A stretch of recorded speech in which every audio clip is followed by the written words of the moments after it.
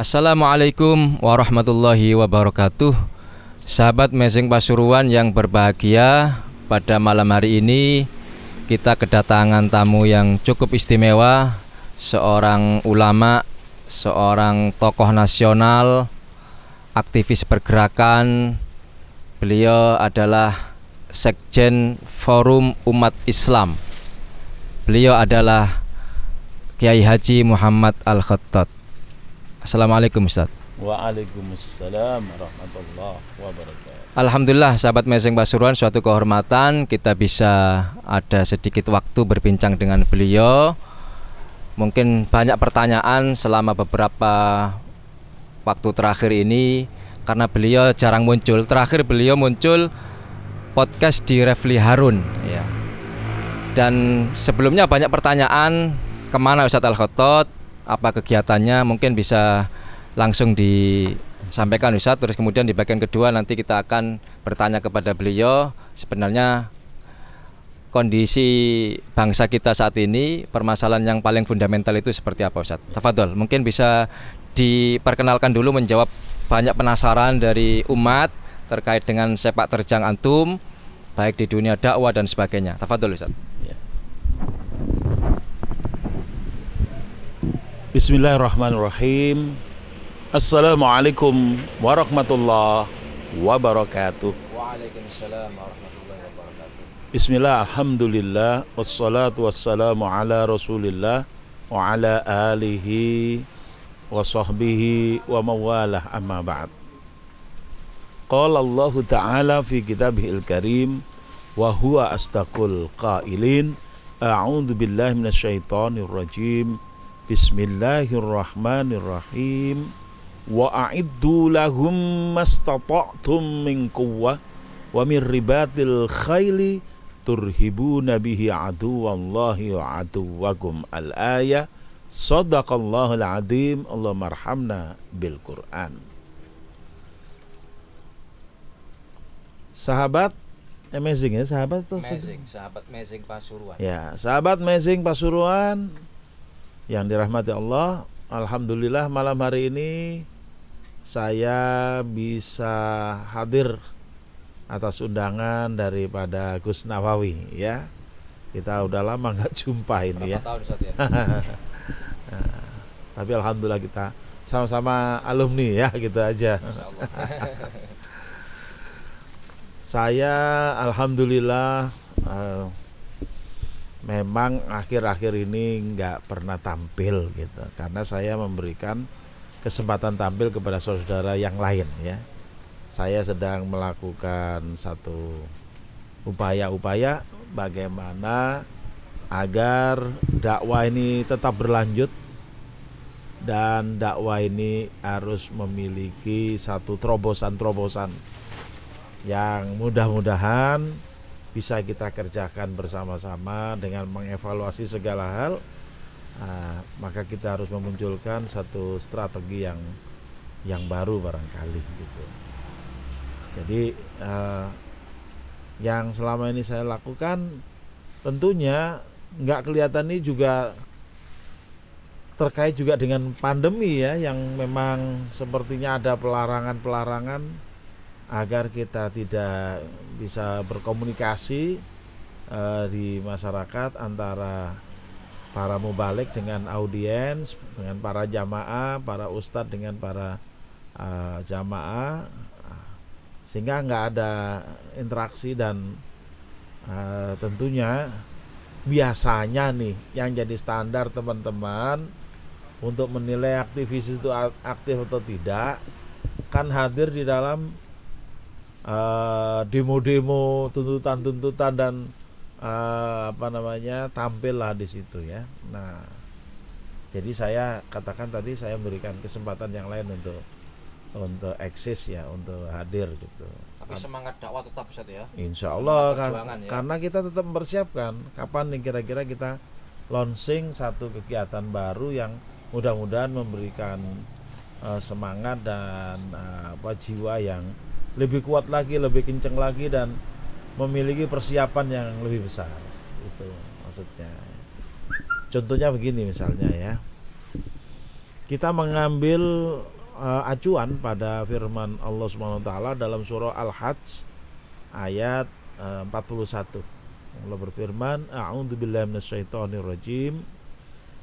Alladzina immakannahum fil ard aqamus shalah wa atawuz zakah wa amaru bil ma'ruf wa nahau 'anil munkar walillahi akibatul umur.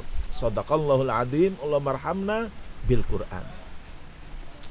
Allah menyatakan di situ alladzina immakannahum fil ard, orang-orang yang apabila kami kokohkan kedudukan mereka di muka bumi. Aqamus shalah, mereka menegakkan salat. Wa atawuz zakah, mereka membayar zakat. Wa amaru bil ma'ruf, mereka melakukan amar ma'ruf. Wa nahau 'anil munkar, dan mereka mencegah yang mungkar. Nah, selama ini kalau boleh saya katakan, kalau boleh dievaluasi, mungkin kita selama ini lebih mengedepankan amar ma'ruf nahi munkar. Tapi kita tidak terlalu memperhatikan aqamus shalah wa atawuz zakah, menegakkan sholat. Kalau kita mengacu kepada menegakkan sholat, kan Rasulullah bersabda, "Shollu kama ra'aitumuni usolli." Sholatlah kalian sebagaimana kalian melihat aku sholat.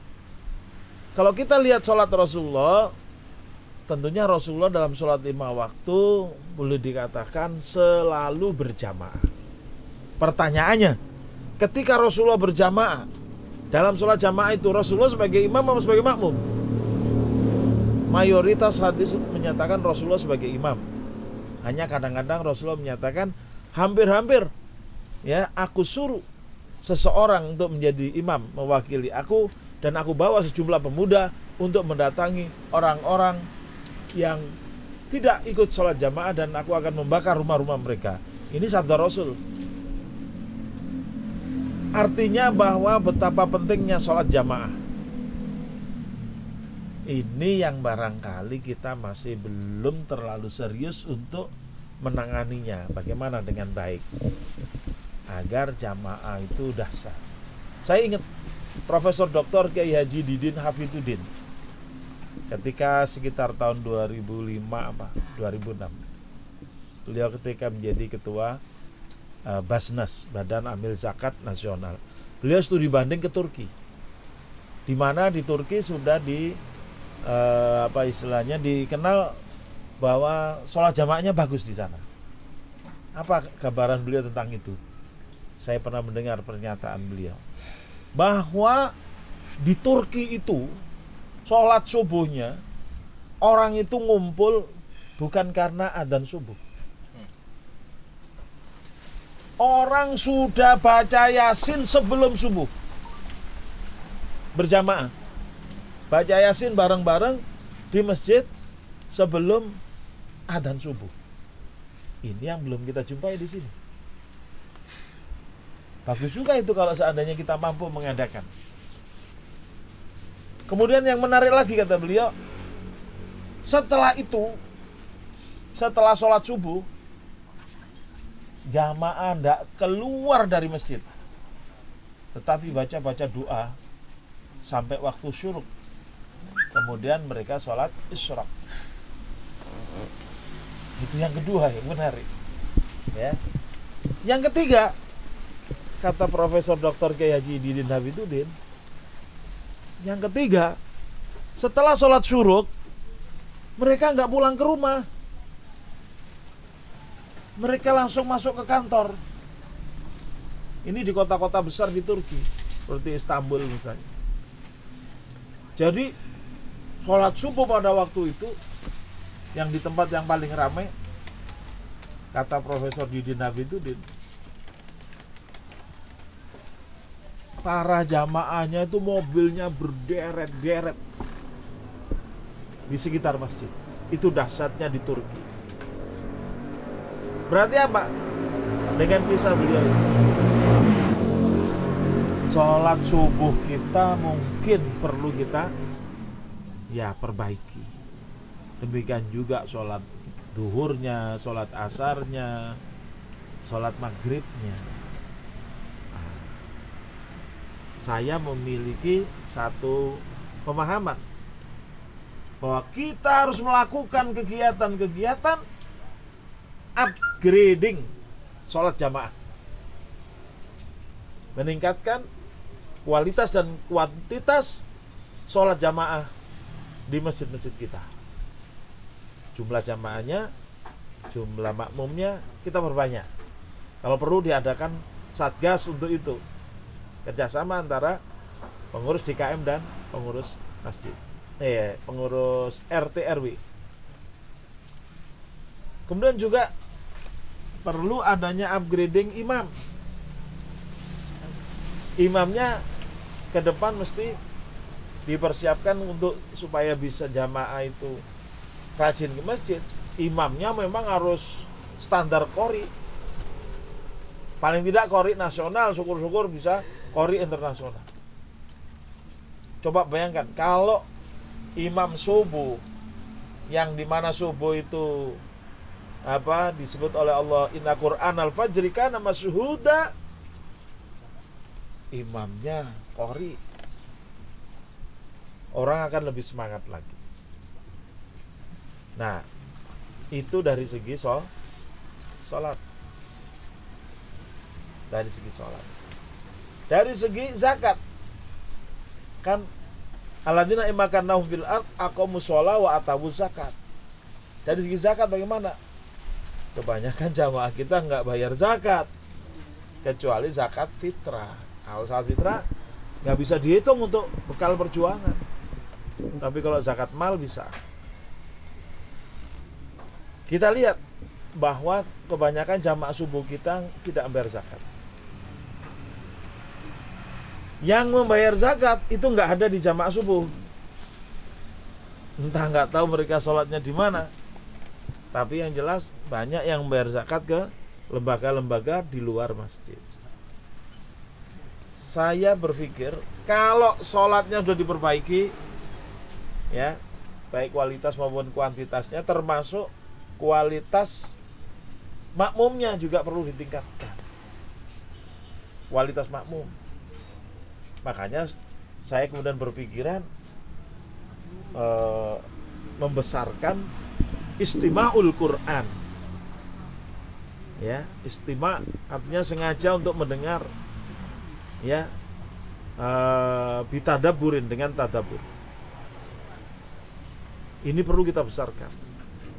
Ini kedatangan saya ke Pasuruan juga antara lain karena saya mau ziarah ke makam Kyai Haji Hamim Jazuli atau Gusmi yang merintis semaan Al-Quran. Insya Allah saya mau ziarah ke makam beliau untuk mendapatkan tambahan kekuatan spiritual, kekuatan yang muncul dari kalimat la haula wala quwata illa billah. Tidak ada daya dan kekuatan kecuali daya dan kekuatan yang merupakan ciptaan Allah atau dorongan dari Allah Subhanahu wa taala.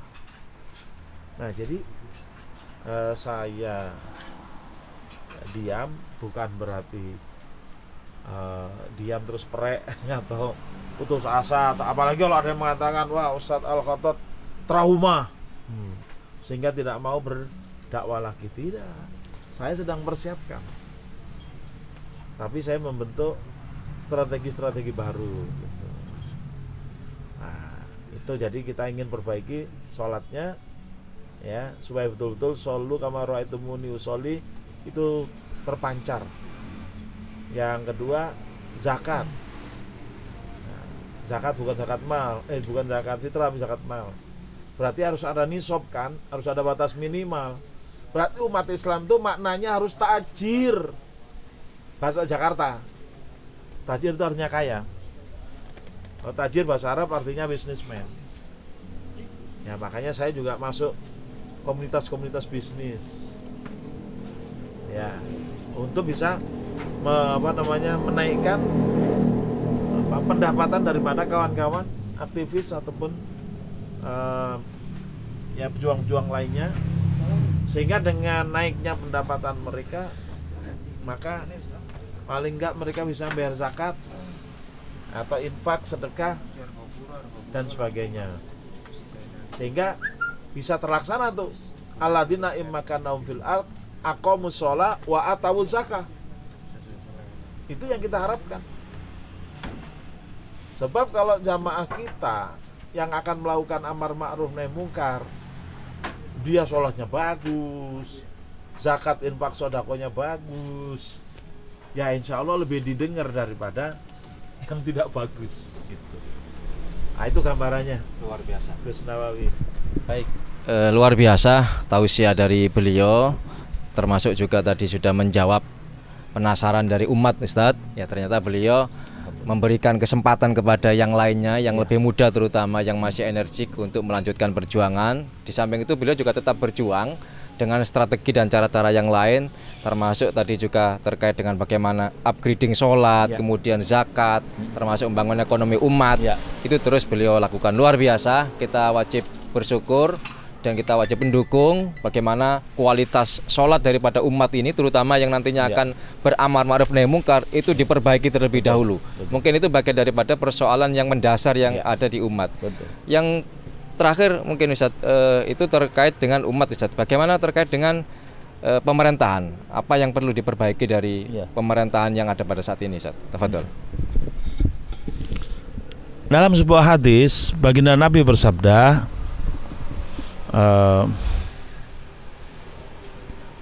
sinfani minan nasi idza saluha saluhan nas wa idza fasada fasadan nas. Ala wahia as-sultan wal ulama. Ada dua kelompok manusia yang apabila keduanya baik, masyarakat akan baik, dan apabila keduanya buruk, masyarakat akan buruk. Siapa dua kelompok itu? Adalah kelompok ulama dan umaro. Ya. Saya berpikir bahwa ulama dan umaro ini harus menyatu. Dalam arti kalau nggak menyatu orangnya, personalnya satu, ya berkoordinasi. Personalnya boleh dua tapi berkoordinasi. Jangan malah sebaliknya, yang menjadi sinyalemen Nabi dalam sebuah hadis yang lain, ala wa inna sultana wal Qur'ana sayaftariqon fala tufarikul kitab, kata Nabi. Ketahuilah bahwa nanti, ingat-ingat tuh, nanti sultan dan Quran akan berpisah. Fala tufarikul kitab, maka jangan kalian bermufarokoh terhadap Alkitab atau terhadap Al-Quran.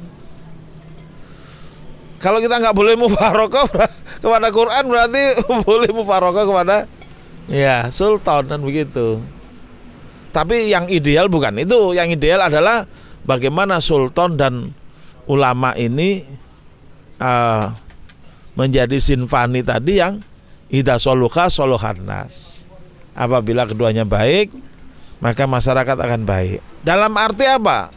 Operasionalnya, ulama itu adalah warasatul anbiya, pewaris daripada para nabi.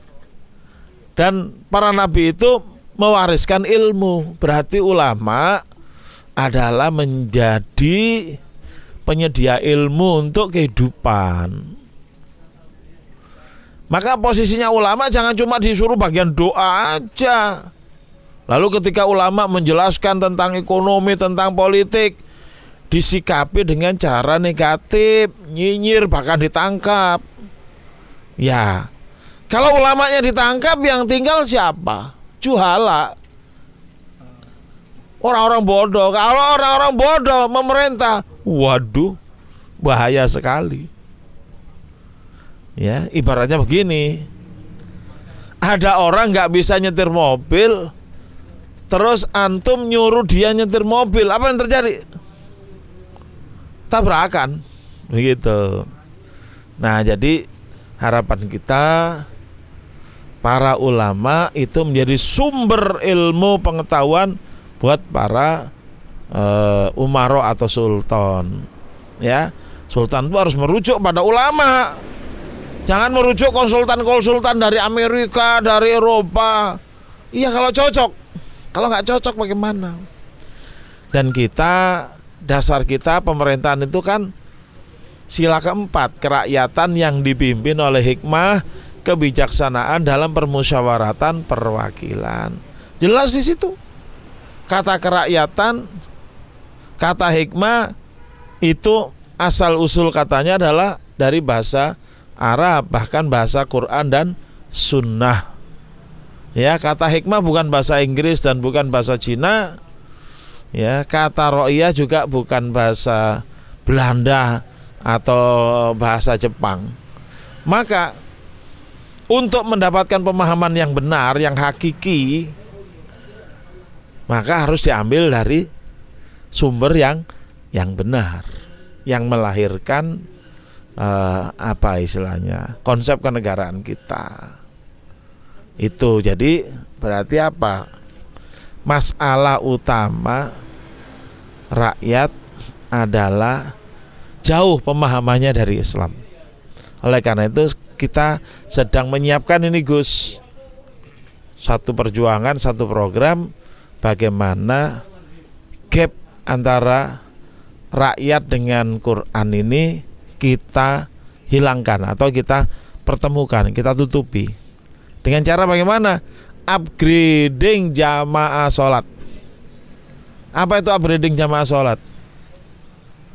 Yaitu jamaah sholat yang tadinya nggak menggunakan tombol ati, jadi menggunakan tombol ati.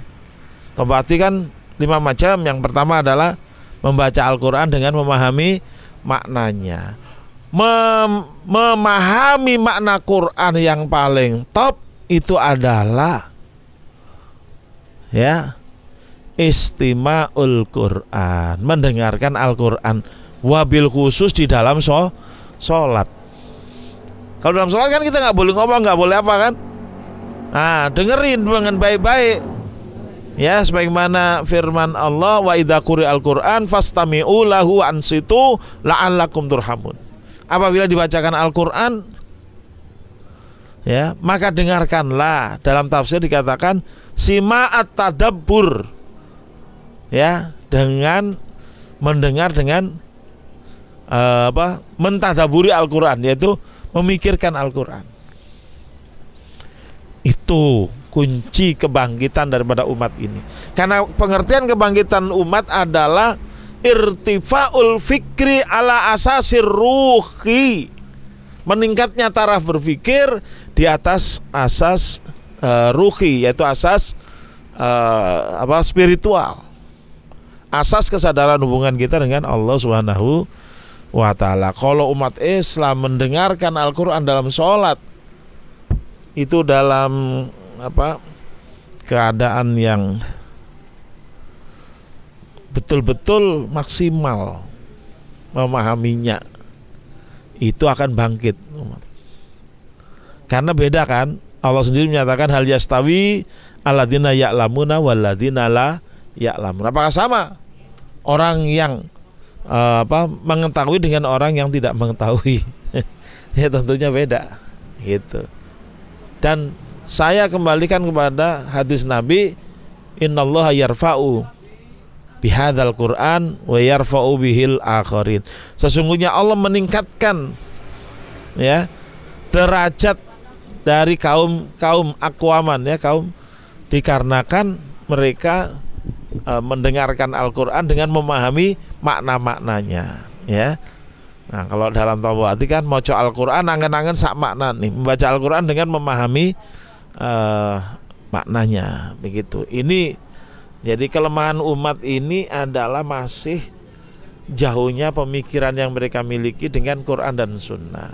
Nah, sedangkan kelemahan para ulama, para penguasa adalah mereka malu kalau merujuk kepada Islam. Mereka anggap Islam ini mundur gitu. Nah, penguasa begitu, sehingga akhirnya terhadap ulama mereka underestimate. Penghargaan mereka kepada ulama, apalagi kalau ulamanya itu nggak bawa mobil Fortuner, dibilangnya nggak bonafit. Nah, kalau ulama sudah nggak dibilang nggak bonafit, ya nggak akan jadikan rujukan. Tapi kalau ulamanya itu oleh umat itu disediain ya, mau ya kiai mau apa, BMW ada, ya Camry ada, ya apalagi Lexus ada. Wah, apa namanya, penguasa menyediakan itu pada ulama tapi tidak mengikat. Sekarang ini kan adanya kan, ya kalau nggak mau nurut sama pemerintah ya dicopotin fasilitasnya. Apa akibatnya kalau ulama dicopotin fasilitasnya dan dia nggak bisa menyampaikan ilmu? Ya sudah, nanti akan terlalu banyak kesulitan. Jadi kelemahan pemerintah di situ. Tapi kalau pemerintahnya kembali pada Quran dan Sunnah sesuai dengan makna pengertian daripada yang saya sampaikan tadi, maka insya Allah pada pinter semua, ya. Ulamanya pinter, umaroknya juga pinter, karena semua ngaji. Itu akan dahsyat, insya Allah. Begitu, Gus. Luar biasa Ustadz Kiai Al-Khatod. Jadi memang beliau tadi menyampaikan, kalau Al-Fakir boleh menggarisbawahi, harus ada sinergi antara pemerintah, penguasa dengan ulama. Jangan sampai underestimate. Apalagi tadi disampaikan banyak ulama-ulama yang justru ditangkap misalkan. Termasuk beliau pernah mengalami hal yang sama. Beliau juga pernah ditangkap, pernah dipenjara karena persoalan politik. Dan alhamdulillah beliau sekarang sudah bebas, dan tadi sudah disampaikan berjuang dengan cara-cara yang baru, dengan strategi yang baru, dan memberikan kesempatan kepada yang lain untuk terus melanjutkan perjuangan. Dan beliau juga tadi menyampaikan bahwasanya umat harus ditingkatkan pemahamannya kepada Al-Quran, kepada hukum-hukum Islam, dan jangan sampai justru jauh dari hukum-hukum Islam, termasuk diantaranya dengan cara tadi upgrading sholat, kualitas sholat. Nah, mudah-mudahan apa yang disampaikan beliau bisa kita amalkan, kita lanjutkan perjuangan beliau. Dan juga yang paling penting juga tadi beliau menyampaikan, ayo kita bangkitkan kualitas, kita tingkatkan kualitas sholat kita, baik imamnya maupun makmumnya, itu kita tingkatkan kualitasnya, baik dari kualitas maupun juga kuantitasnya di berbagai daerah. Dan beliau juga saya dengar juga sering keliling dari masjid ke masjid, Ustaz, ya. Untuk menggiatkan sholat subuh berjamaah. Luar biasa. Mudah-mudahan perjuangan beliau diberikan istiqomah dan diberikan kemenangan oleh Allah. Amin ya rabbal alamin. Mungkin ini dulu yang bisa kami sampaikan, kurang lebihnya mohon maaf. Terima kasih. Jazakumullah Ustadz Kiai Muhammad Al-Khatod. Mudah-mudahan kita bisa ketemu lagi, dan mudah-mudahan antum diberikan kesehatan panjang umur, istiqomah. Amin ya rabbal alamin. Wa akhiran walafu minkum. Assalamualaikum warahmatullahi wabarakatuh. Waalaikumsalam warahmatullahi wabarakatuh.